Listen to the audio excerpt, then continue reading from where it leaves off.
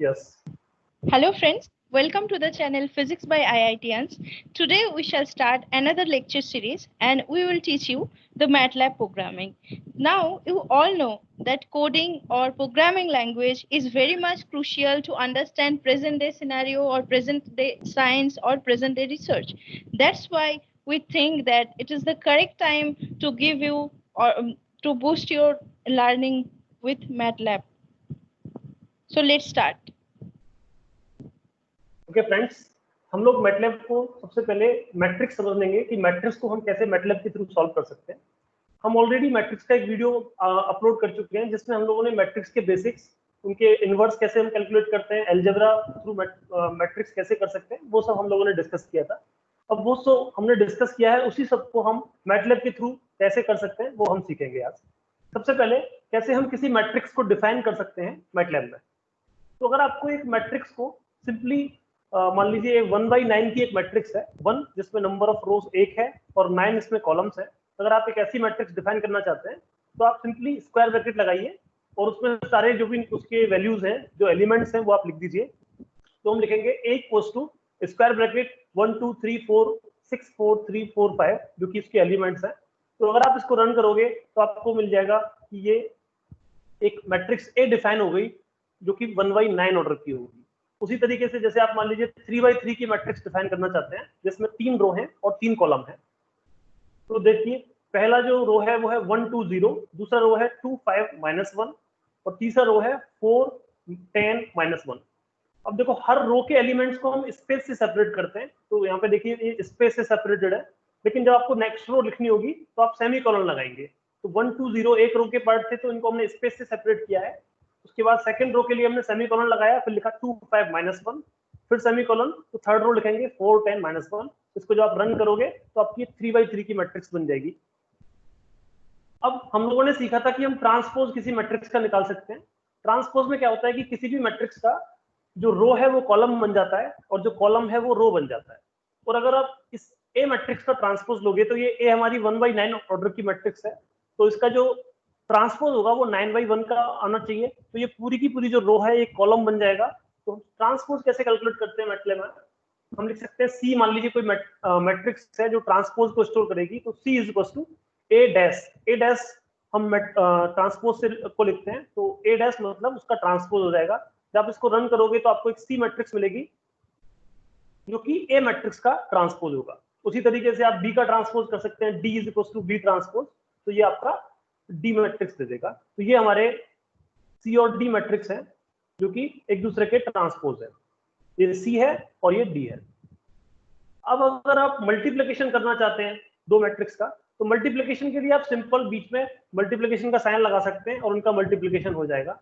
जैसे कि आपको ए और सी का अगर आप मल्टीप्लाई करेंगे, एक मैट्रिक्स थी और उसका ट्रांसपोज सी था, इन दोनों का मल्टीप्लाई करेंगे तो देखिए सबसे पहले हमें मल्टीप्लिकेशन की जो क्राइटेरिया है, जो कंडीशन है, वो सेटिस्फाई करनी होती है। अब ए का जो ऑर्डर है वो है 1/9, ए का ऑर्डर है हमारे पास 1/9 और बी सी जो मैट्रिक्स है उसका ऑर्डर है हमारे पास, सी का ऑर्डर मैं लिख देता हूँ यहाँ पे 9/1, क्योंकि ट्रांसपोज है तो जस्ट ऑर्डर रिवर्स हो गया है। तो ये ए है और ये सी है। अब जब आप इनका मल्टीप्लिकेशन करेंगे तो जैसा मैंने आपको बताया था कि ये दोनों चीजें सेम होनी चाहिए, तो देखिए 9 9 सेम है, तो अगर आप ए और सी का मल्टीप्लाई करेंगे तो आपको 1/1 ऑर्डर की एक मैट्रिक्स मिलेगी। तो ई एक जो मैट्रिक्स है वो ए और सी का मल्टीप्लिकेशन है, तो आपको देखिए ई इज इक्वल टू 132 मिल रहा है। इसका मतलब एक नंबर की तरह दिख रहा है, ये एक 1/1 ऑर्डर की मैट्रिक्स है, एक 1 रो 1 कॉलम। लेकिन अगर आप इसका उल्टा करेंगे, आप सी का मल्टीप्लाई अगर ए में करेंगे, ए जो कि 1/9 ऑर्डर की मैट्रिक्स है, तो देखिए 1 और 1 इक्वल है तो मल्टीप्लिकेशन पॉसिबल है। इस बार जो आपको मैट्रिक्स मिलेगी वो 9/9 ऑर्डर की मिलेगी। तो अगर आप एफ लिखना चाहते हैं सी मल्टीप्लिकेशन ए, तो ये एक 9/9 ऑर्डर की मैट्रिक्स होगी जो कि ये आपको दिख रही है, ये एक 9/9 ऑर्डर की मैट्रिक्स मिल गई।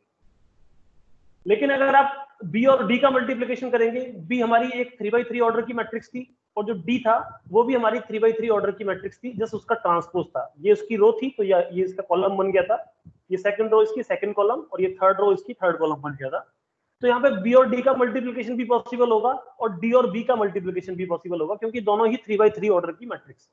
तो अगर आप इन दोनों का मल्टीप्लिकेशन करते हैं और मान लीजिए इनको आप स्टोर करते हैं जी और एच में, जी है बी इंटू डी और एच है हमारा डी इंटू बी। तो जब आप बी इंटू डी करेंगे तो आपको एक मैट्रिक्स मिलेगी 5, 12, 24, 12, 30, 59 और ये एक मैट्रिक्स हो गई। उसी तरीके से जब आप डी इंटू बी करोगे तो आपको एक मैट्रिक्स मिलेगी। अब यहाँ पे आप देख सकते हो कि हमारा बी इंटू डी और डी इंटू बी सेम नहीं होता है, दोनों मैट्रिक्स अलग अलग है। तो अगर आपको दो मैट्रिक्स का मल्टीप्लाई करना है तो सिंपली आप एक मल्टीप्लिकेशन का साइन लगा सकते हो दोनों मैट्रिक्स के बीच में और चेक कर सकते हो कि वो मल्टीप्लिकेशन पॉसिबल है कि नहीं।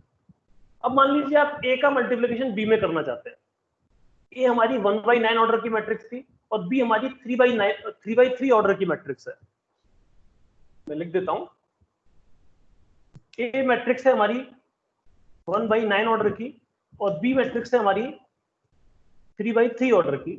अब अगर हम मल्टीप्लिकेशन की क्राइटेरिया को देखेंगे तो ये देखिए, ये 3 है, ये 9 है, दोनों इक्वल नहीं है, तो इसका मतलब मल्टीप्लिकेशन पॉसिबल नहीं होना चाहिए।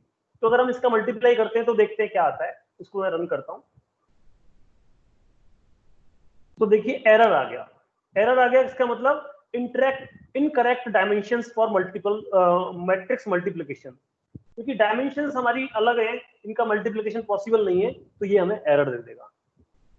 तो अगर ये एरर है तो आप समझ जाएंगे कि ये मैट्रिक्स का मल्टीप्लिकेशन पॉसिबल नहीं है। और इसको मैं कोड कमेंट कर देता हूं ताकि ये कोड आगे रन ना हो और इसको मैं सिंपल कर सकता हूं।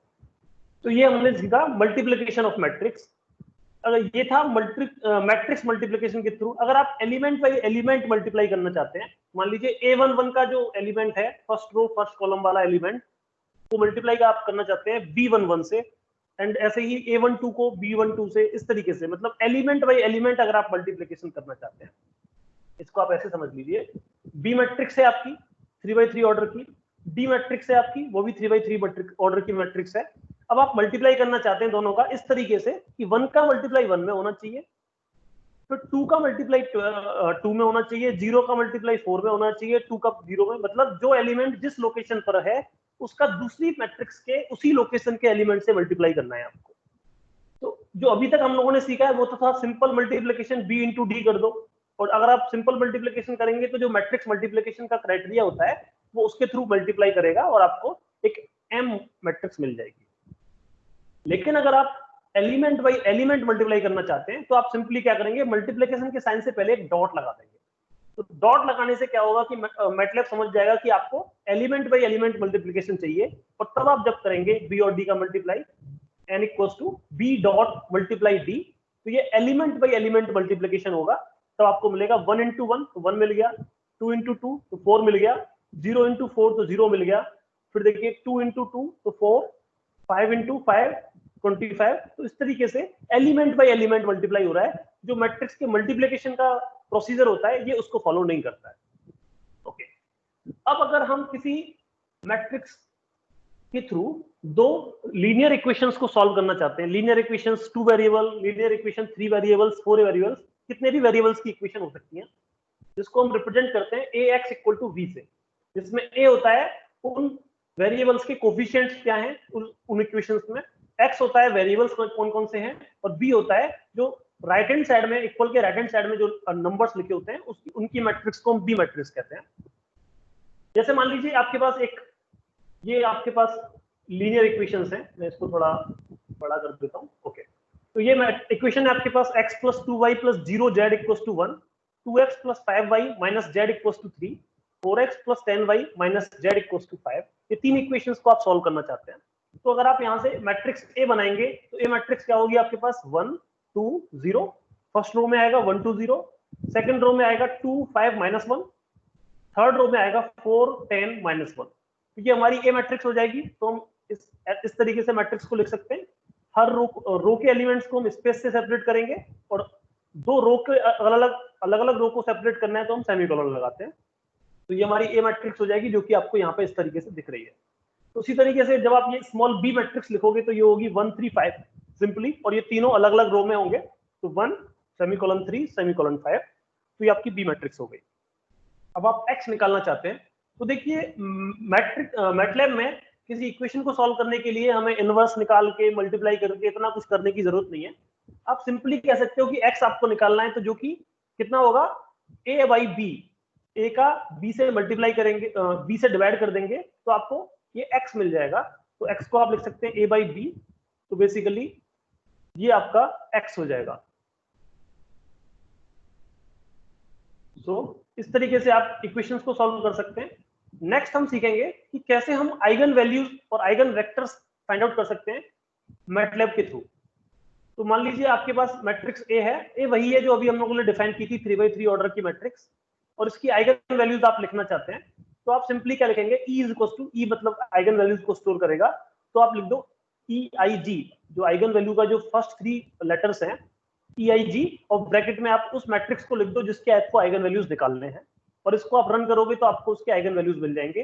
तो हमारी ए जो मैट्रिक्स है उसकी 3 आइगन वैल्यूज हैं, 3.7321, 0.2679 और 1। अगर आप आइगन वैल्यूज और आइगन वेक्टर दोनों निकालना चाहते हैं तब आप इसको इस तरीके से लिख सकते हैं। यहाँ पे तो राइट हैंड साइड में तो एक into eigen value of vector matrix A ही लिखेंगे, लेकिन लेफ्ट हैंड साइड में आप 2 अलग अलग मैट्रिक्स ले लोगे, V और D। V जिसमें रिप्रेजेंट करता है आइगन वेक्टर को और D रिप्रेजेंट करता है आइगन वैल्यूज को। तो बेसिकली D एक मैट्रिक्स होगी जो डायगोनल मैट्रिक्स होगी, जिसमें जो डायगोनल एलिमेंट्स हैं वो उसके आइगन वैल्यूज को इंडिकेट कर रहे होंगे। तो अगर आप इस इक्वेशन को रन करोगे तो आपको मिलेगा V इक्वल्स टू, तो एक आपको सीधा 3x3 ऑर्डर की एक V मैट्रिक्स मिल गई जिसका हर कॉलम अलग अलग आइगन वेक्टर को रिप्रेजेंट करता है। ये हमारा पहला आइगन वेक्टर है, ये हमारा दूसरा आइगन वेक्टर है, ये हमारा तीसरा आइगन वेक्टर है। और ऐसे ही आपको एक D मैट्रिक्स मिलेगी, वो भी 3x3 ऑर्डर की होगी, ये डायगोनल मैट्रिक्स होगी।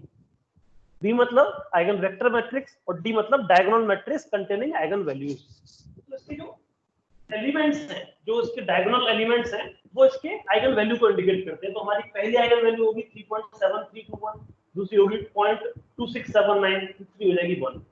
तो हम आइगन वैल्यूज डायरेक्टली इस तरीके से निकालें या फिर इस V, D equals to eigen value of A आप लिखें, तो ये दोनों से सेम ही आइगन वैल्यू मिल रही है, वो आप देख सकते हैं। तो अगर आप इस आइगन वैल्यू के कॉरस्पॉन्डिंग वेक्टर देखोगे तो ये वाला हमारा जो कॉलम है, फर्स्ट कॉलम, आपको आइगन वेक्टर कॉरस्पॉन्डिंग टू 3.7321 देगा।